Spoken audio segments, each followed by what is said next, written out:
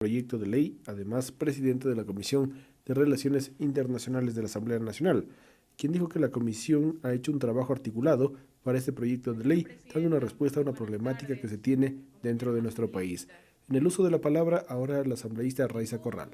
Delito que atente contra los derechos humanos debe pasar inadvertido, debe dejar de sancionarse, o lo que es peor, convertirse en una práctica culturalmente aceptada. La ley contra la trata de personas y el tráfico ilícito de migrantes, que está siendo trabajada con mucha responsabilidad en nuestra comisión y construida con la participación de la sociedad civil, pretende prevenir, combatir y sancionar estos delitos. Todos sabemos que la trata de personas afecta a la mayoría de países en el mundo y tiene una larga historia, pero no tanto así la lucha para poderla combatir.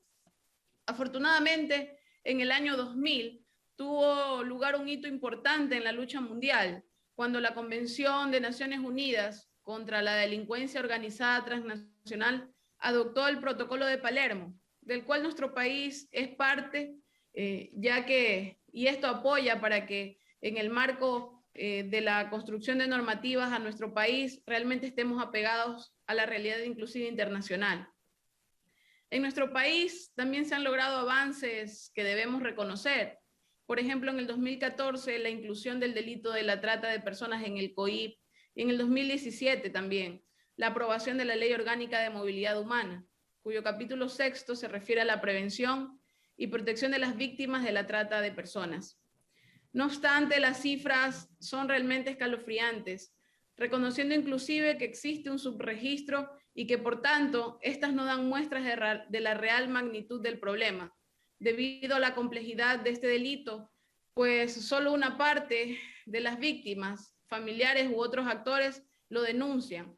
Además, que no siempre se tipifica la trata de personas como tal, sino que se disfraza en otros delitos como la explotación laboral, sexual o la desaparición de personas. Sin embargo, para poner en contexto la situación, me voy a referir a la información de la Fiscalía General del Estado y del Ministerio de Gobierno, que consta en el Plan de Acción contra la Trata de Personas en Ecuador del 2019 al 2030, correspondiente a un corto periodo como es de enero del 2017 a octubre del 2018, en el que según este periodo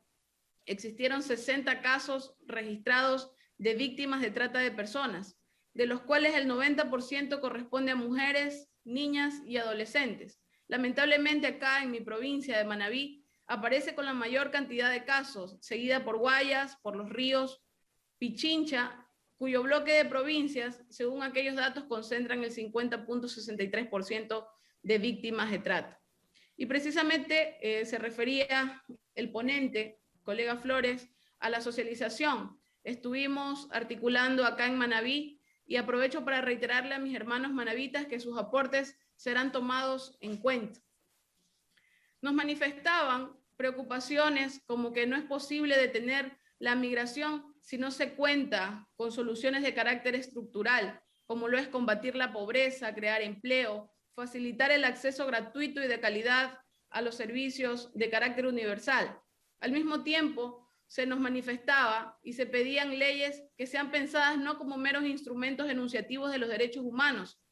y nos contaban experiencias sobre el sistema de funcionamiento de protección de derechos en el Ecuador, haciendo mención, por ejemplo, tuvimos actores importantes como una de las personas que estuvieron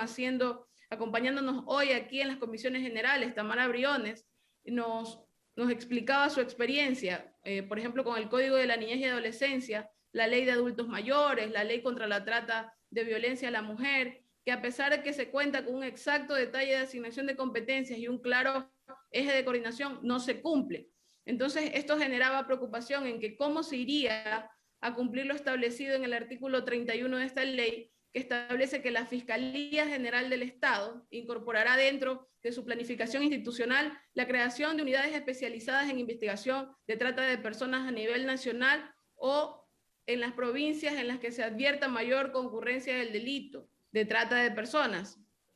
Y lo que más nos preocupa es que en este país reina la aparente escasez de recursos. También se nos preguntaba cómo es que el Estado es responsable de dar acogimiento temporal, como se prevé en el artículo 42, a las víctimas de trata, sin decir exactamente a qué instituciones correspondería, sin decirnos cómo ni con qué se lo va a hacer.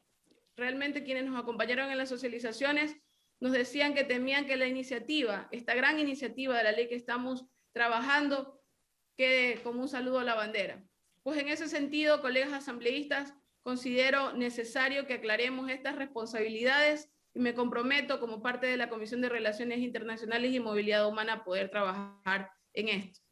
También quisiera decirle a quienes nos acompañaron en las socializaciones y al pueblo ecuatoriano como tal, que estamos disponiendo que el Comité Interinstitucional de Coordinación para la Prevención de Trata de Personas y el Tráfico Ilícito de Migrantes y Protección a sus Víctimas, en un plazo de 12 meses a partir de la entrada en vigencia de la presente ley, diseñarán y ejecutarán un plan para la implementación de las acciones para la prevención y asistencia de la trata de personas y el tráfico ilícito de migrantes. Con lo cual ustedes me dirán que esto no es nuevo, pues en este comité ya existe de conformidad a la Ley Orgánica de Movilidad Humana y su reglamento, pero es real que no funciona adecuadamente y esos debemos corregirlos aprovechando que estamos construyendo la presente ley. Por otro lado, exhorto a que una vez que esta ley entre en vigencia, la Asamblea realice el seguimiento respectivo y la evaluación del cumplimiento de la misma. Y en el marco de nuestra función fiscalizadora, estemos atentos de actuar. De hecho, así lo recomienda el Alto Comisionado de las Naciones Unidas en su folleto 36 del año 2014, al que señala que el establecimiento de mecanismos que supervisen y orienten las medidas adoptadas a nivel nacional para hacer frente a la trata es un aspecto importante del desarrollo de una respuesta firme contra la trata basada en los derechos. Con esta ley, colegas, estamos ratificando que el Estado, a través de los agentes diplomáticos, oficinas consulares y las instituciones nacionales competentes para tutelar los derechos de las y los ecuatorianos en el extranjero, dice, garantizarán que las víctimas de trata de personas o tráfico ilícito de migrantes, mientras permanezcan en el extranjero, cuenten con alojamiento temporal y o acogida conforme a la normativa nacional e internacional. Lo manifestado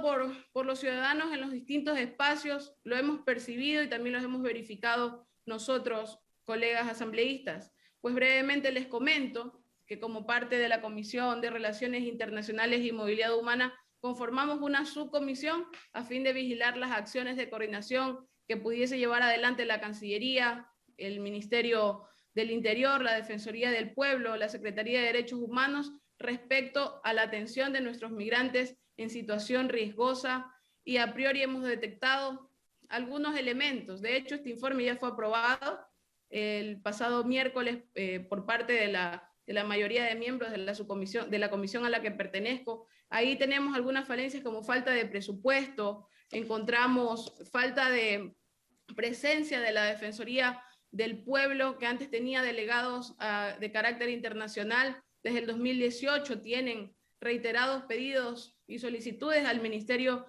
de Finanzas para la asignación de recursos. Yo realmente les puedo decir, colegas, que existen cifras que son alarmantes. Solamente en el año pasado, del mes de junio a febrero, 69,000 compatriotas salieron a México, 113,238 a Estados Unidos sin retorno. Son cifras oficiales del Ministerio del Interior, no contando, como escuchaba también en la intervención, en el tema anterior del asambleísta Palacios, los que optan por ir por vía terrestre, a lo mejor marítima, sin registro. Entonces, aquí también hay un número importante de niños, por ejemplo, 19,000 niños a México y 10,000 niños a Estados Unidos que no sabemos dónde se quedaron, dónde están. Yo aquí hago un llamado al señor canciller, si es que permanece conectado. Realmente en el informe que aprobamos por parte de la subcomisión se establecen las falencias, ustedes deben asignar más presupuesto, hay una alerta de sobre todo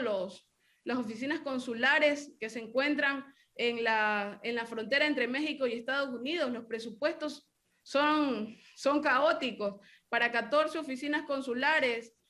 un presupuesto de 2.900.000 en todo el año 2021, y solamente en arriendo se va 1.600.000. para atender los casos de vulnerabilidad, para poder llegar a las oficinas consulares